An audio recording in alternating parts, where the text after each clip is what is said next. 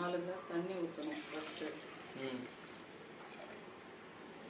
ஒன்று ஒன்றா இடித்து நம்ம போடணும் அந்த தண்ணிக்குள்ளே. அதுக்கு இது ஒன்று. அடுத்தது வால் மிளகு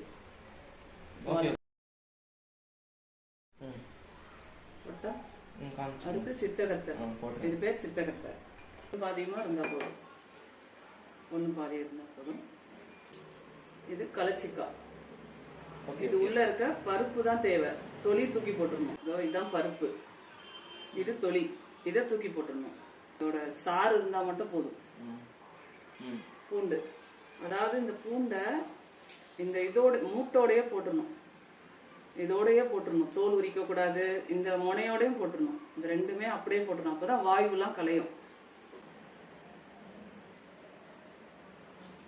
எல்லாத்தையும் ஒன்றா போட்டுட்டு 4 கிளாஸ் தண்ணி 2 கிளாஸ் தண்ணியாக வற்றணும். பண்ணிட்டு நைட்டு சாப்பிட்டதுக்கு பிறகு இதை நல்லா வடிகட்டி குடிக்கணும். அது வரைக்கும் இது ஊறணும், நல்லா ஊறணும். எடுத்தோடனே வடிகட்டிலாம் குடிக்கக்கூடாது. இது நல்ல சிறு தீயில வேக விட்டுட்டு தான் இந்த மாதிரி வடிகட்டணும். மூடி வச்சுட்டு அப்புறம் வடிகட்டணும். பெரியவங்களுக்கு இந்த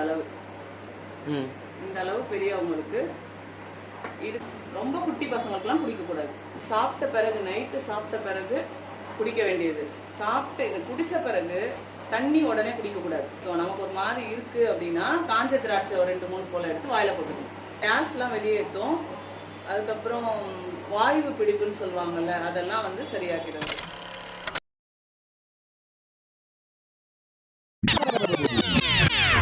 சாறு இருந்தால் மட்டும் போதும். ஐயோ நைஸா அவளையெல்லாம் ஃபீல் பண்ண தேவையில்லை.